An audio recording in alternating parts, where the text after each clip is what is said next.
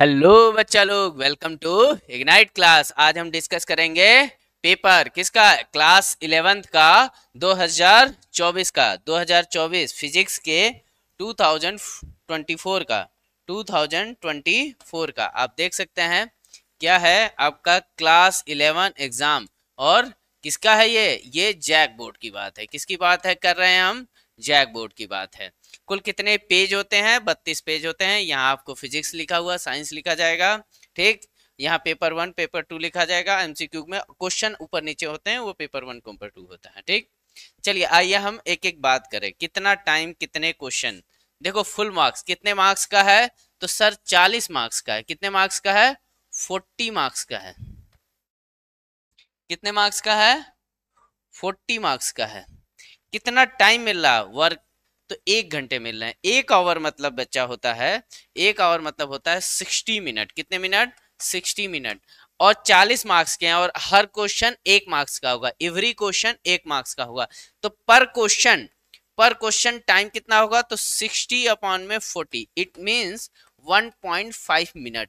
मतलब एक क्वेश्चन को आपको सॉल्व करने में 1.5 मिनट का टाइम लगाना होगा। एक क्वेश्चन को सॉल्व करने में आपको 1.5 मिनट से ज्यादा का टाइम कोशिश करना है कि नहीं लगाना है। सर क्या 1.5 मिनट से ज्यादा टाइम लगने वाले क्वेश्चन होते हैं? हाँ होते हैं, बट अप्रोक्स 2 से 4 होते हैं।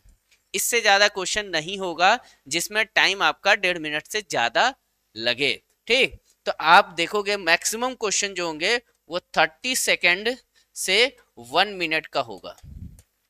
30 सेकेंड से 1 मिनट के आपके क्वेश्चन होंगे, ठीक है। कि एक क्वेश्चन आप 30 सेकेंड से 1 मिनट के बीच में कर सकते हैं। चलिए आइए अगर हम बात करें। अच्छा, इतना टाइम है इसका ये मतलब नहीं कि बच्चे भागना चालू कर दें। बाकायदे क्वेश्चन को कम से कम 2 बार पढ़ना है इजीली, ठीक है। और आराम से पेपर करना है, ठीक है। चलिए अब हम बात करते हैं क्या क्या बातें हम आपको पेपर में लिखी हुई मिलेंगी। कुछ जनरल बातें हैं। क्या है? Before answering carefully verify all information related to candidate printed on. जो भी आपकी इंफॉर्मेशन है, जैसे आपका नाम, आपका रोल नंबर, आपका जो भी है रजिस्ट्रेशन नंबर होगा, आपके फादर का नाम होगा, मदर का नाम हो सकता है, तो वो सब कुछ डाटा करेक्ट दिया है कि नहीं दिया है, बाकायदे आपको स्पेलिंग के साथ चेक करना है। अगर नहीं दिया है तो जहां वो इंजिलिवेटर जो होते हैं, जो वहां पे पेपर कराने वाले लोग होते हैं, उनसे आपको इस पे संपर्क करना होता है। और क्या बात है? Put in your full signature. पूरा सिग्नेचर आप अपना करना है। ये नहीं कि शॉर्टकट हीरो स्टाइल में सिग्नेचर करना है, नहीं। ओएमआर सीट पे पूरा सिग्नेचर करना है और पूरा स्पेस का यूज करना है, ठीक है। और 40 मल्टीपल क्वेश्चन, मैंने बताया ना 40 क्वेश्चन होंगे 40 मार्क्स के। मतलब हर एक क्वेश्चन कितने मार्क्स का होगा? 1 मार्क्स का होगा। कितने मार्क्स का होगा? 1 मार्क्स का होगा। और निगेटिव नहीं होगा। मतलब रॉन्ग आंसर का कोई भी डिडक्शन नहीं होगा। अगर क्वेश्चन आपने आंसर किया और आंसर गलत है तो उसका कोई भी आपको निगेटिव मार्क्स नहीं मिलेगा, ठीक। ये अच्छी बात है। चलिए आगे बात करते हैं। चलिए आगे हम आते हैं पेपर पे। आइए हम नाइट मोड लगा दे ताकि थोड़ा वाइट है ना, तो इसको आपको देखने में आसानी होगी। हाँ, क्वेश्चन संख्या 1 की बात करें। 1 क्या कह रहा है? The dimension formula of work done dimension formula of work done का डायमेंशन फॉर्मूला किसके सेम होगा? बच्चों अभी तक तो ये रट चुके हो। जो डायमेंशन फॉर्मूला होता है वर्क का, वो एनर्जी के, हीट के और टॉर्क के, और किसके? टॉर्क के। इन सब के बराबर होगा। इन सब के बराबर होगा। वर्क के, एनर्जी के, हीट के एंड टॉर्क के, इन सब के बराबर होगा। तो आंसर इसका क्या आ जाएगा? आंसर इसका बन जाएगा आपका सी। आप इसको हिंदी में भी देख सकते हो। बच्चे जो परेशान होते हैं कि सर हिंदी में ले आइए, हिंदी में ले आइए, देखिए हिंदी में है, हिंदी में है। हिंदी का देख लीजिए, किए गए कार्य का बिमी सूत्र। डायमेंशन फॉर्मूला को हिंदी में क्या कहते हैं? बिमी सूत्र। के किस बिमी सूत्र के समान है? तो किसके होगा? ऊर्जा के, ऊष्मा के सॉरी, ये उष्मा यहाँ होता है, मैं ये उष्मा, उष्मा के इन सब के बराबर होता है। ठीक है, अब हम बात करेंगे क्वेश्चन संख्या सेकंड। आप लोग परेशान मत होइएगा, पेपर का पूरा आपको प्रिंट आउट जो है इग्नाइट क्लासेस के टेलीग्राम ग्रुप पे आपको सेंड कर दिया जाएगा, आप वहां से पूरा पेपर आप डाउनलोड कर सकते हैं। चलिए आइए क्वेश्चन संख्या सेकंड की बात करते हैं। क्वेश्चन संख्या सेकंड क्या कहता है? क्वेश्चन संख्या सेकंड कहता है the dimension formula of universal gravitational constant capital G की बात कर रहा है। कौन से चैप्टर से है ये ग्रेविटेशन के चैप्टर से है। तो ये क्या होता है फॉर्मूला? इसका फॉर्मूला होता है F is equal to G m1 m2 upon में आर स्क्वायर। तो G इज इक्वल टू क्या हो जाएगा? F इंटू में आर स्क्वायर अपॉन में m1 m2। तो F का क्या होता है? F यानी कि न्यूटन। अगर इसका मैं कहूं तो m l t minus two, और R का L2 और अपॉन में m1 और यहाँ भी m1। तो ये क्या हो जाएगा? एक m से एक m कट जाएगा, m माइनस वन, l की 3 और t की माइनस 2। ये आएगा डायमेंशन। देख लीजिए कहाँ पर मैच कर रहा, m माइनस वन, l की 3 और t की माइनस 2। ये सब कुछ मैंने जब चैप्टर वाइज क्वेश्चन करा रहा था, सब कुछ मैंने कराया है, एक एक चीज डायमेंशन मैंने कराई है। ठीक है, तो याद रखें G का डायमेंशन क्या होता है? m minus one, L3 t minus two. ये किसका है? Gravitational constant, universal gravitational constant. क्या होता है? मेरे साथ साथ आपको बोलना है m minus one, L3 t minus two. ठीक है, चलो नेक्स्ट क्वेश्चन की तरफ। हिंदी में भी देख सकते हो, सार्वत्रिक गुरुत्वीय नियतांक क्या कहते हैं इसको? सार्वत्रिक गुरुत्वीय नियतांक ऑप्शन ए का बीमीय सूत्र। ठीक है, चलिए बात करते हैं नेक्स्ट क्वेश्चन की तरफ। क्वेश्चन संख्या थर्ड क्या कहता है? क्वेश्चन संख्या थर्ड कहता है which of the following is not the name of physical quantity. Physical quantity नहीं है सर, फिजिकल क्वांटिटी इम्पल्स होता है सर फिजिकल क्वांटिटी। क्यों? क्योंकि इम्पल्स इज इक्वल टू होता है फोर्स इंटू में टाइम, या फिर चेंज ऑफ मोमेंटम होता है। क्या होता है? चेंज ऑफ मोमेंटम, यही होता है इम्पल्स। तो ये तो आंसर आपका नहीं है क्योंकि ये फिजिकल क्वांटिटी है। क्वेश्चन क्या पूछ रहा है? क्वेश्चन नॉट पूछ रहा है, भूलिए मत, नॉट को पढ़ना भूलिए मत। तो डेंसिटी भी फिजिकल क्वांटिटी है, एनर्जी भी फिजिकल क्वांटिटी है, लेकिन किलोग्राम जो है वो फिजिकल क्वांटिटी नहीं है। किलोग्राम जो होता है वो यूनिट होता है। किस फिजिकल क्वांटिटी का यूनिट होता है? तो मास का होता है। किसका होता है सर? मास का होता है। मास का जो यूनिट है वो किलोग्राम है। तो फिजिकल क्वांटिटी यहां पर क्या है? मास, किलोग्राम नहीं है। ठीक, चलो हिंदी में देख लो। निम्न में कौन सी भौतिक राशि का नाम भौतिक राशि नहीं है? तो किलोग्राम भौतिक राशि नहीं है, घनत्व है, ऊर्जा है, आवेग है। ठीक है, चलिए SI unit of measure luminous ज्योति तीव्रता, जिसको हिंदी में क्या कहते हैं? ज्योति तीव्रता। क्या कहते हैं बच्चों? देखो हिंदी वालों देख लो, ज्योति तीव्रता लुमिनस। इसका जो आपका क्या SI यूनिट, क्या SI यूनिट वो होता है कैंडेला। क्या होता है? कैंडेला, जिसको CD से डिनोट करते हैं। किससे डिनोट करते हैं? CD से डिनोट करते हैं। आप देख सकते हो हर क्वेश्चन को 30 सेकंड के अंदर सॉल्व किया जा सकता है, कुछ नहीं है, एकदम बहुत इजी क्वेश्चन आएंगे। ठीक है, तो आप देख सकते हैं बहुत आराम से आप सॉल्व कर सकते हैं। ऑफ कोर्स सब कुछ आपको पढ़ाया जा चुका है, ऐसा कुछ नहीं है जो रिमेनिंग है, आप सब कुछ पढ़ चुके हैं, देख चुके हैं। चलो आगे चलते हैं।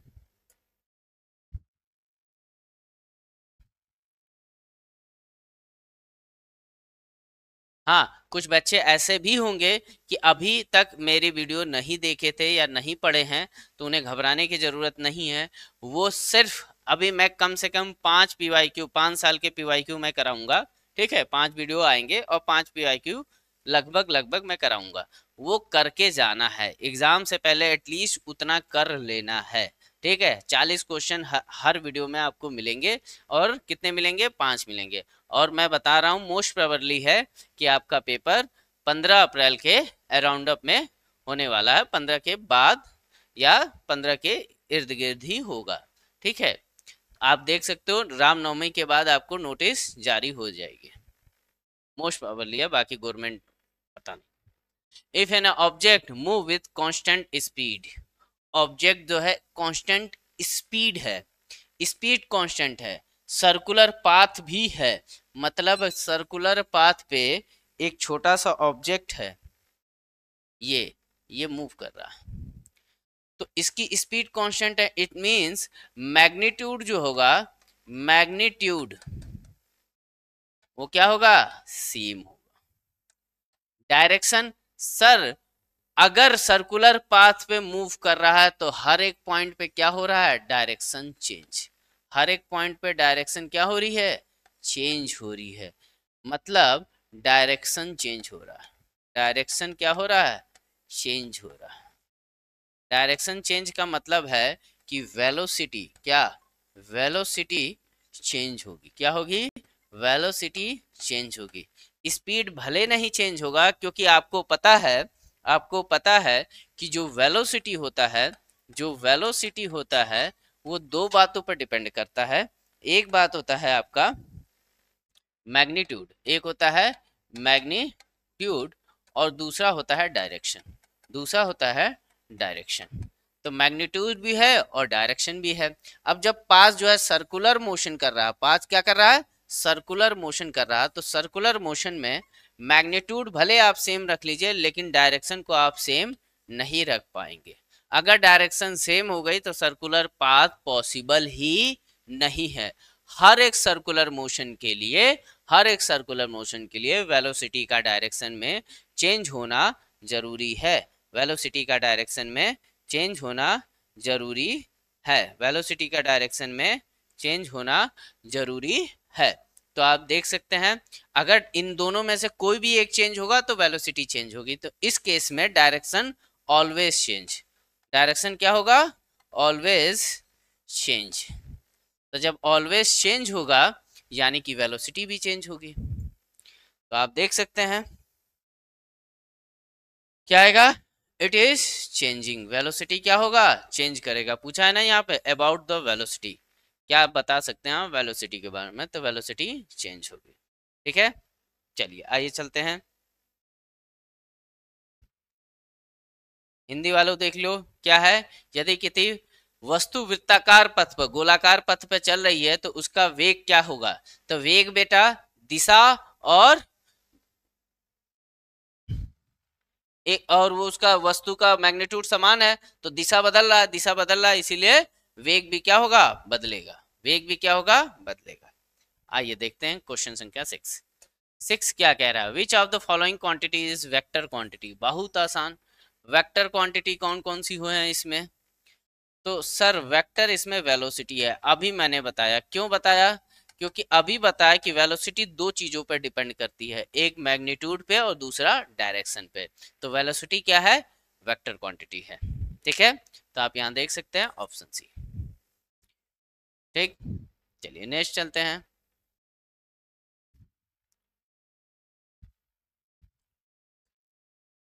Which of the equation of motion can be used to find the final velocity? Final velocity find out करना है, vf।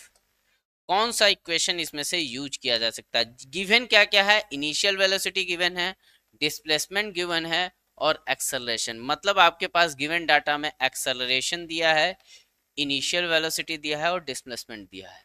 तो आप देखिए इन 3 और 4 को मिला के कौन सा एक फॉर्मूला बनता है? तो सर ये वाला। कौन सा? V square V final square U square plus 2as। ठीक है, तो ये ऑप्शन आपका डी। क्या बन जाएगा? Option D. आप देख सकते हैं कौन सा ऑप्शन बनेगा? ये वाला, डी वाला। हिंदी में प्रारंभिक वेग, विस्थापन और त्वरण ज्ञात होने पर, प्रारंभिक वेग दिया है, विस्थापन दिया है, त्वरण दिया है, तो अंतिम वेग पूछा है, तो ये वाला फॉर्मूला आप लगाएंगे v² is equal to U square plus 2as। चलिए नेक्स्ट चलते हैं, क्वेश्चन संख्या 8। क्वेश्चन संख्या 8 क्या कह रहा है? क्वेश्चन संख्या 8 क्या कह रहा है, आइए देखते हैं। कह रहा है if two vector are equal, दो वेक्टर हैं, मान लो एक वेक्टर है और एक बी वेक्टर है, दोनों क्या है, इक्वल मैग्नीट्यूड है, मतलब वो क्या है, आपस में बराबर है, एंड अपोजिट डायरेक्शन है, मतलब एक चलेगा इधर को तो दूसरा चलेगा भाई साहब इधर को, दूसरा चलेगा इधर को, और ये है बी और ये है ए, दो वेक्टर, और दोनों का मैग्नीट्यूड सेम, तो नेट क्या होगा, रिजल्टेंट पूछा है। आर इजकल टू क्या होता है, वेक्टर ए प्लस बी। अब चाहे फॉर्मूले से कर सकते हो, चाहे कॉमन सेंस से कर सकते हो। फॉर्मूले से करने जाओगे तो इसका फॉर्मूला क्या होता है, आर इजकल टू रूट में a square plus b square plus 2ab cos theta. अब थीटा कितना है, 180, तो आप इससे कर सकते हो चाहे इससे कर सकते हो, रिजल्टेंट जो होगा वो 0 आएगा। क्यों? क्योंकि एक आदमी इधर खींच रहा है और एक आदमी इधर खींच रहा है, तो बीच में ही रह जाएगा, नेट क्या हो जाएगा, 0। तो आप देख सकते हैं नेट क्या आएगा, 0 आएगा।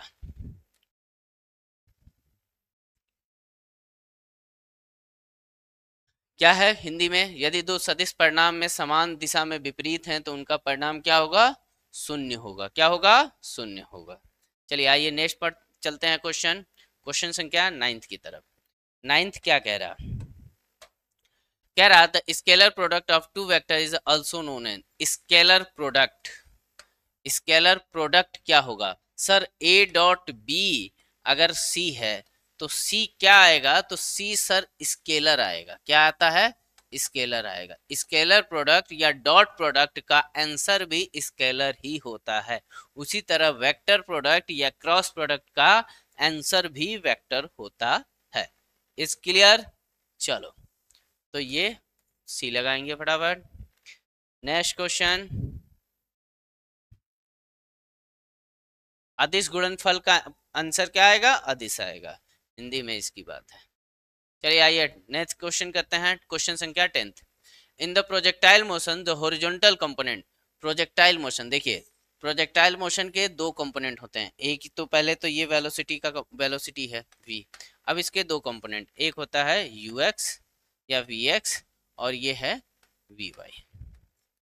सर ये vx जो होता है ये कुछ ऐसा होता है कि vx इक्वल टू v, ये कौन सा है, ये थीटा, तो cos थीटा। अच्छा इसमें कहीं भी ग्रेविटी है क्या, कोई एक्सेलरेशन है क्या, नहीं। क्यों? क्योंकि ax इक्वल टू क्या है, 0, यानी कि ये जो होगा ये टाइम बदलने पर डिपेंड नहीं करेगा, क्योंकि एक्सेलरेशन नहीं है इसमें। जब एक्सेलरेशन नहीं है तो ये टाइम के साथ कांस्टेंट रहेगा। वही वी की अगर मैं बात करूं तो वी क्या है, अपवर्ड है, और ये क्या लग रहा, अपवर्ड लग रहा है, यानी कि v sine theta minus G T, sorry ये साइन थीटा रहना चाहिए, sine theta minus G T, ये आएगा, ये चेंज रहेगा, ये चेंज होगा, ये चेंज होगा, बट हॉरिजॉन्टल कंपोनेंट क्या रहेगा, कांस्टेंट रहेगा। हॉरिजॉन्टल कंपोनेंट कांस्टेंट बना रहेगा। चलो चलते हैं नेक्स्ट की तरफ। प्रक्षेप गति, प्रोजेक्टाइल प्रक्षेप गति में वेग का 36 घटक रहता है, नियत रहता है। आइए बात करते हैं नेक्स्ट क्वेश्चन की तरफ। Ball of mass m strike on the rigid wall, एक m मास का बॉल रिजिड वॉल पे स्ट्राइक हो रहा, समझो ये वाला बॉल है और इस पे एक बॉल आ रहा, बॉल होके स्ट्राइक कर रहा विद द वेलोसिटी, इसकी वेलोसिटी है u, and the rebound with the same speed, the impulse import जब ये टकरा के वापस जाएगा, जितना इम्पल्स लेके ये आया था उतना इम्पल्स ये रिटर्न देके जाएगा, तो टोटल क्या आ जाएगा इसका 2m भी, और बॉल इसके द्वारा लगाया गया -2mv।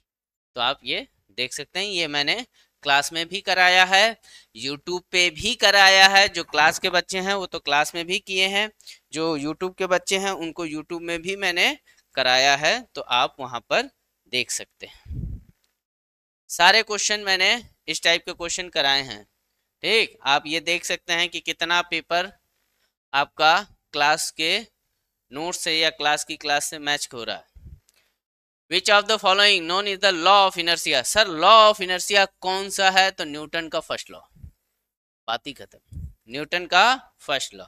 Newton second law momentum की बात करता है, न्यूटन सेकेंड लॉ मोमेंटम की बात करता है, और न्यूटन थर्ड लॉ इक्वालिटी की बात करता है, जितना एक्शन उतना ही रिएक्शन। ठीक, चलिए आइए क्वेश्चन संख्या 13 की बात करें।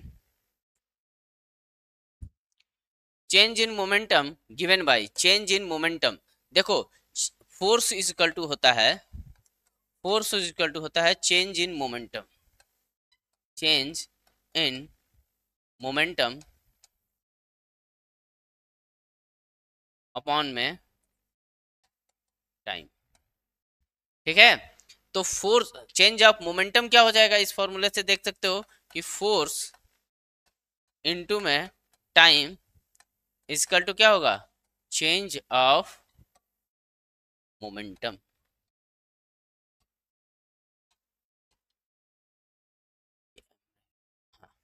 चेंज ऑफ मोमेंटम किसके बराबर होगा, फोर्स इनटू में टाइम के, जिसको आप मोमेंटम को आप ये कैपिटल पी लिखते थे ना, delta P is equal to F into में टी।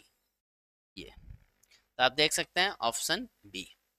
फटाफट करेंगे क्वेश्चन संख्या 14।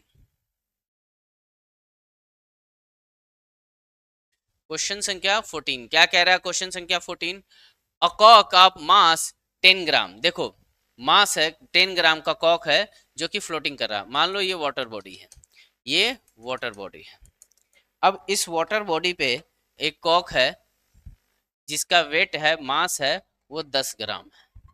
अब ये क्या कर रहा है, फ्लोट कर रहा है। फ्लोटिंग होने का केस क्या होगा, पहले ये याद रखो, जब जब फ्लोटिंग होगी तो नेट फोर्स क्या होगा, फ्लोटिंग के केस में नेट फोर्स 0 होगा, चाहे जहाज तैरा दो, चाहे पंखुड़ी तैरा दो, चाहे कॉक हो, कुछ भी हो, चाहे जितना वेट हो, अगर वो फ्लोट कर रहा है, तैर रहा है, तो नेट फोर्स 0 होगा, तभी तैरेगा, नहीं तो डूब जाएगा।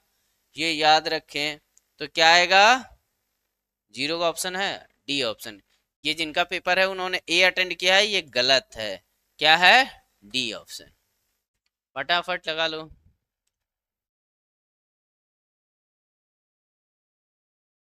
चलिए आइए बात करते हैं, एनर्जी क्या होता है, कैपेसिटी ऑफ डूइंग वर्क, नहीं ये नहीं होता है, ये तो पावर होता है। नहीं, capacity of doing work energy नहीं होता है, रेट ऑफ डूइंग वर्क ये तो पावर है, ये पावर है वो नहीं।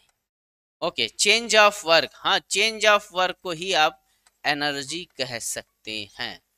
चेंज ऑफ वर्क, एक minute, change rate of doing work, capacity of doing work, रुकिए रुकिए रुकिए, क्लियर कीजिए, रुकिए, देखो बताते हैं हम क्लियर से। चेंज ऑफ एनर्जी होता है, चेंज ऑफ एनर्जी ये होता है वर्क के बराबर।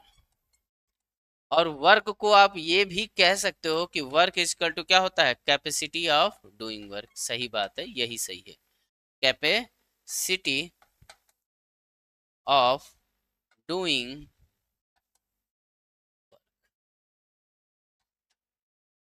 तो ऑप्शन आपका ये आ जाएगा।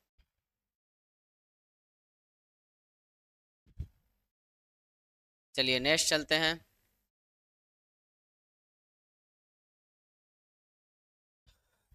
16 क्या कह रहा है, area under force displacement. Sir work is equal to क्या होता है, वर्क इज इक्वल टू होता है फोर्स इनटू में time, sorry displacement, force into में डिस्प्लेसमेंट।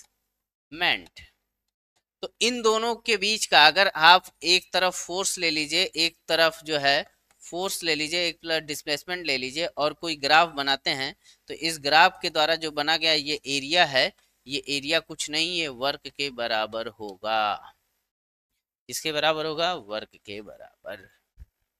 तो ध्यान दें ये कि फोर्स एंड डिस्प्लेसमेंट के बीच का जो ग्राफ होता है बेटा, वो वर्क डन किए गए कार्य के बराबर होता है। किसके बराबर होता है? किए गए कार्य के बराबर होता है। चलो आओ नेक्स्ट बात करते हैं।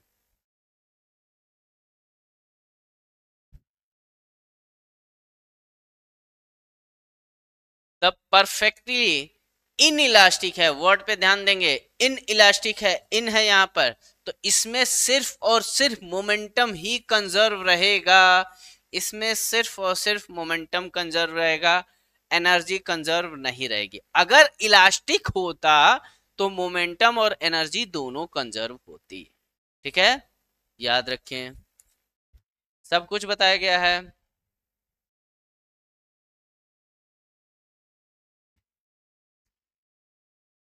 क्वेश्चन संख्या 18 क्या कह रहा है? If an athlete does 500 joule, मतलब वर्क कर रहा है कितना? 500 जूल का। कितने टाइम ले रहा है? सर टाइम लगा रहा 4 सेकेंड। 4 सेकेंड। तो पावर बताओ, तो पावर इज इक्वल टू क्या होता है? वर्क अपॉन में टाइम, बस।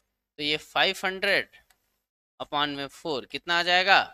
500 अपॉन में 4 125 वॉट। क्या आ जाएगा? 125 वॉट। आंसर आपका बी।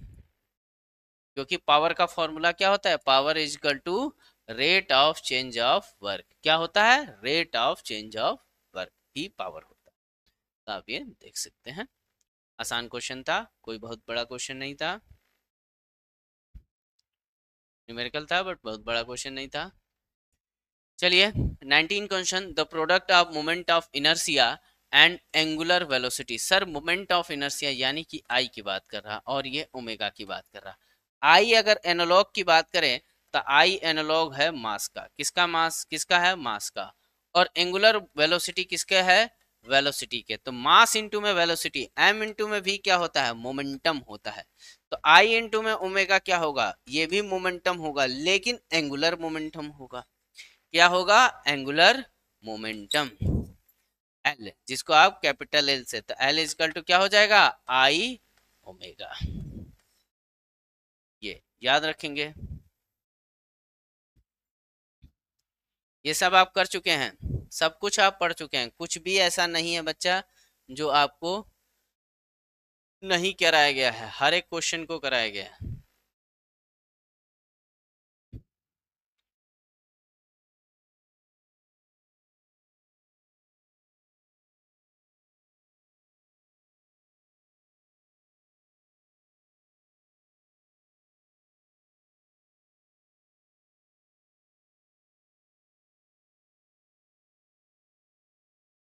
हाँ, क्वेश्चन संख्या 20, what is the unit of radius of gyration. Sir ये क्या है?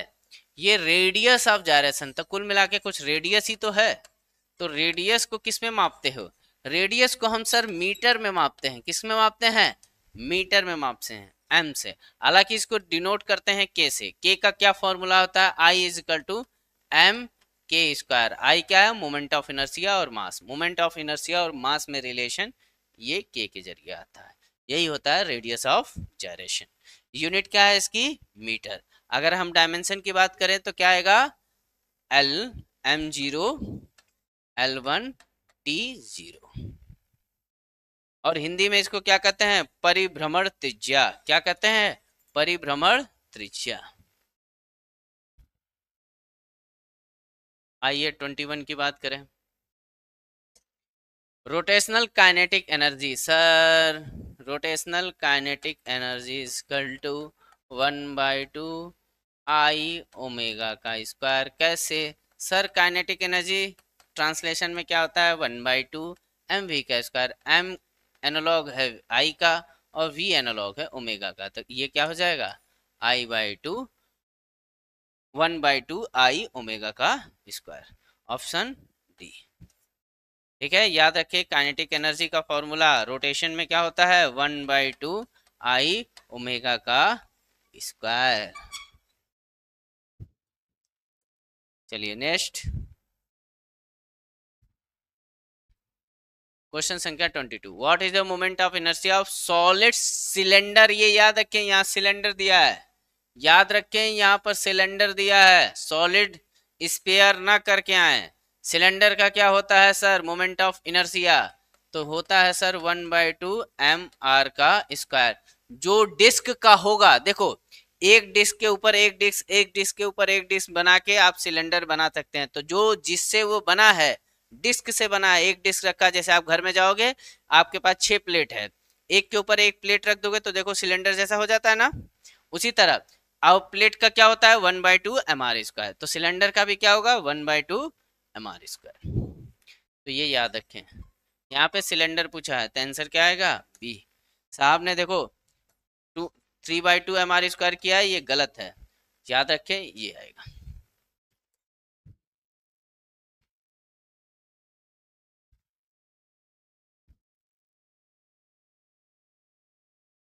Which law describe the orbit of the planet? अरे sir orbit of the planet, ये किसकी बात कर रहा है, ये केपलर लॉ की बात कर रहा है।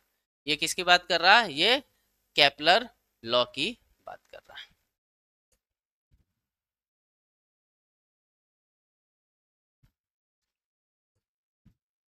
Which will be profitable to purchase kilogram of sugar, कहाँ पर सर पोल पे, कहाँ पर पोल पे। ये सब हम बता चुके हैं, सब कुछ कराया जा चुका है। जो बच्चे मेरे से चैप्टर वाइज किए हैं, 500 क्वेश्चन के आसपास मैंने कराया है, उसमें आप देख सकते हैं सारा कुछ है। लिटरली बता रहा हूं, उतना आप कर लीजिए, आपको जैक बोर्ड में उससे ज्यादा करने की जरूरत ही नहीं है, कहीं कुछ भी करने की जरूरत नहीं है। अगर उतना आपने पूरा कंप्लीट किया है वो सीरीज तो ठीक है, वो पूरा प्लेलिस्ट अगर आपने कंप्लीट पढ़ा है तो आपको कुछ भी करने की जरूरत नहीं है। आप 40 आउट ऑफ 40 100% ले आएंगे। आप देख लीजिए सब कुछ वहीं से है। जो बच्चे देख किए हैं वो कमेंट में करेंगे कि वहां से मैच हो रहा है कि नहीं हो रहा। Gravitational force is the, gravitational force contact force है नहीं, इलेक्ट्रोमैग्नेटिक है नहीं, लॉन्ग रेंज है हाँ लॉन्ग रेंज है, none of this sir long range हो सकती है, ग्रेविटेशनल फोर्स लॉन्ग रेंज तक होती है, ये आप मान सकते हैं। तो 25 का क्या बी आप सही हो सकता है। ठीक, चलिए नेक्स्ट 27 26 सॉरी 26 क्या कह रहा है, the restoring force per unit area, the restoring force per unit area यही होता है stress. Stress is equal to क्या होता है restoring force F R upon में एरिया। आपको याद है ऐसा कुछ बनाते थे आप, इसमें फोर्स लगाते थे ऐसे, ये एफ और इसका एरिया है क्रॉस सेक्शन एरिया ये वाला, ये एरिया है ए, तो sigma stress is equal to force, कौन सा फोर्स रिस्टोरिंग फोर्स अपॉन में एरिया। ये रिस्टोरिंग फोर्स क्या है, मान लीजिए आपने क्या किया मटेरियल पर फोर्स लगाए और उसमें स्ट्रेस खींचा, उसको खींचा, तो खींचने के बाद क्या होगा कि वो वापस अपने रियल पोजीशन में आने की कोशिश करेगा, तो जो वो ताकत लगाएगा उसी को रिस्टोरिंग फोर्स कहते हैं। जितना वो, अब हालांकि न्यूटन के हिसाब से दोनों क्या होंगे सेम होंगे, तो फोर्स अपॉन में एरिया, तो ये क्या आएगा स्ट्रेस आएगा। चलिए फटाफट करते हैं।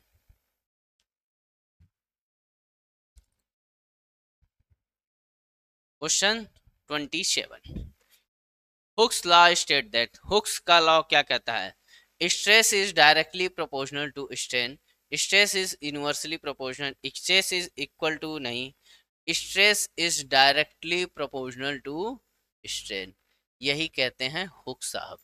हुक साहब का नियम क्या है, वो भी प्रोपोर्शनल लिमिट तक, हर जगह नहीं, प्रोपोर्शनल लिमिट तक हुक्स लॉ के हिसाब से स्ट्रेस और स्ट्रेन क्या होते हैं प्रोपोर्शनल होते हैं, जो कि आप सिग्मा प्रोपोर्शनल टू अपसलान कह सकते हैं जी। अब फॉर्मूला फिर क्या आ जाता है कैपिटल ई आ जाता है, जिसको यंग्स कांस्टेंट, यंग्स कांस्टेंट या इलास्टिक कांस्टेंट भी कहते हैं। इसको क्या कहते हैं इलास्टिक कांस्टेंट कहते हैं। चलो 28 क्वेश्चन संख्या 28। लिक्विड प्रेशर की बात कर रहा है, पी की बात कर रहा है। पी इज इक्वल टू होता है रो जी एच। क्या होता है? रो जी एच। अब देख लो ऑप्शन में एरिया है सर, इस पे नहीं डिपेंड करेगा। शेप पे भी नहीं डिपेंड करेगा। हाइट ऑफ कॉलम, हाँ सर इस पे डिपेंड करेगा। हाइट ऑफ कॉलम पे ये डिपेंड करेगा। ठीक, तो 28 का शी। 29 क्या कह रहा? The unit of surface tension. Oh, surface tension की यूनिट क्या होती है? सरफेस टेंशन, इसकी यूनिट क्या होती है? इसकी यूनिट होती है फोर्स अपॉन में लेंथ होती है। क्या होती है? फोर्स अपॉन में। और ये इस साल भी आएगा, ये याद रखें, ये इस साल भी आएगा। फोर्स अपॉन में लेंथ, और इसको सरफेस एनर्जी क्या कर सकते हैं? सरफेस एनर्जी अपॉन में एरिया भी कह सकते हैं। ठीक है, क्या है? सरफेस एनर्जी पर यूनिट एरिया, ये कैसे? ये फोर्स अपॉन में एरिया नहीं रहेगा, ये गलत है। फोर्स अपॉन में लेंथ आता है, वो फोर्स अपॉन में लेंथ आता है, एरिया नहीं होगा। सी ऑप्शन होगा, ये याद रखें। चलिए 29 हो गया। 30 क्वेश्चन संख्या 30 कहाँ हो? ये रहा। In which substance does conduction mode of heat transfer take place? Sir conduction solid liquid gas तीनों में पॉसिबल है। कंडक्शन, लेकिन कन्वेक्शन नहीं। कन्वेक्शन नहीं, कंडक्शन तो सॉलिड लिक्विड गैस तीनों में पॉसिबल है। तो ये 30 हो गया। आइए 31 की तरफ चलते हैं। 31 31 क्या कह रहा है? Which of the following material has the highest specific heat? Highest specific heat water की होती है। ऑप्शन देखने की जरूरत ही नहीं है। ग्लास नहीं, आयरन नहीं, आइस नहीं, वाटर। फटाफट देख लो आप लोग, स्क्रीनशॉट लिया करो लोग, या तो साथ साथ नोट्स बनाया करो वीडियो को रोक के। हालांकि पेपर आपको मिल जाएगा। Zeroth law of thermodynamic. Zeroth law किसकी बात करता है? जीरोथ लॉ टेम्परेचर की बात करता है। जीरोथ लॉ किसकी बात करता है? टेम्परेचर की। जीरोथ लॉ किसकी बात करता है बच्चों? टेम्परेचर की बात करता है। तो आप ये देख सकते हैं। The cyclic process of work done by the system. Cyclic process of work done by the system किसके बराबर होगा? हीट के बराबर होगा। इंटरनल एनर्जी में चेंज जीरो होगा साइक्लिक के लिए।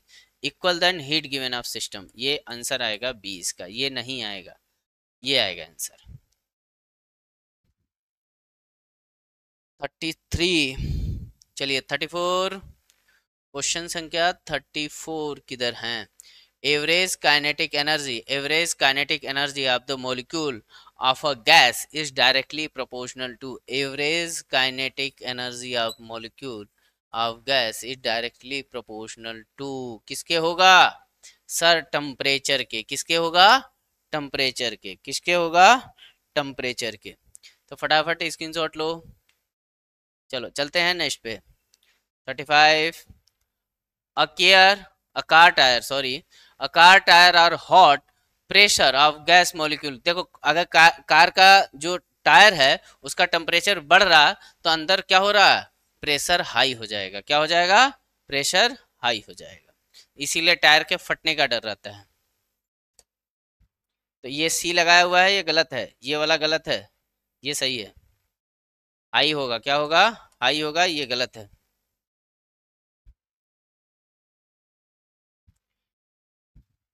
Which of the following Which of the following quantity remain constant for a simple harmonic oscillation? Simple harmonic oscillation में फ्रीक्वेंसी जो है कांस्टेंट होती है, या नेट एनर्जी ऑफ सिस्टम जो है, या mechanical energy of system constant रहता है। ठीक है, तो ये आप देख सकते हैं, आसान क्वेश्चन था।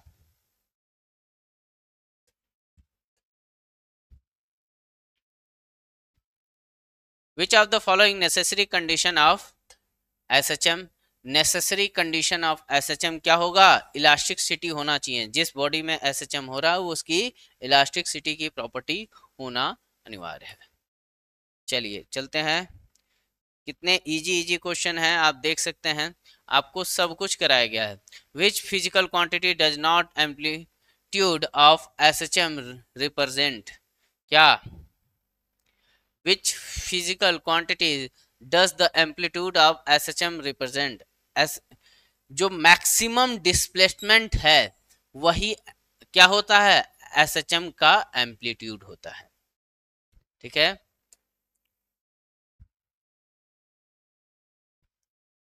What type of wave produce in vibrating string? अरे सर, जब आप ऑर्गन बजाते हैं, कौन सा ऑर्गन पाइप, ठीक, तो उसमें कौन सा होता है सर? लॉन्गिट्यूनल वेव होता है। क्या आता है? Longitudinal wave. लॉन्गिट्यूनल वेव आता है। क्या आता है? लॉन्गिट्यूनल वेव आता है। ये गलत है, ये नहीं।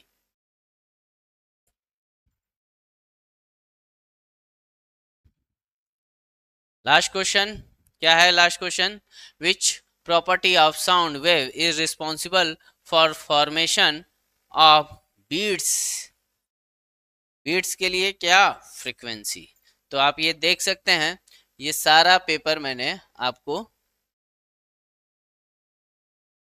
डिस्कस कर दिया है। ये सारा पेपर मैंने आपको डिस्कस कर दिया। सारा पेपर आप डिस्कस कर चुके हैं। ठीक है, सारा पेपर मैंने आपको डिस्कस कर दिया है। इसी तरह हम मिलेंगे 2023 के PYQ के साथ। ठीक है, सारे चैप्टर के क्वेश्चन करा दिए गए हैं, आप लोग देख लीजिए। अगर कोई चैप्टर ऐसा है, शायद एक चैप्टर दो चैप्टर रह गए हैं, वो भी हम करा देंगे। आप लोग अपनी तैयारी के लिए कंटिन्यू हो जाइए। त्योहारों का माहौल है, मैं मानता हूँ, नवरात्रि चल रही है, बहुत खूबसूरत पर्व चल रहा है। अभी इससे ऐसे ही रमजान गया है, वो भी बहुत अच्छा था। ईद आप लोगों ने बहुत अच्छी तरीके से मनाई है। अब आप लोग नवरात्रि मना रहे हैं, बहुत बढ़िया। रामनवमी भी मनाइए एकदम, ठीक है। लेकिन साथ साथ अपनी पढ़ाई को कंटिन्यू रखिए। Thank you to all of you बच्चों।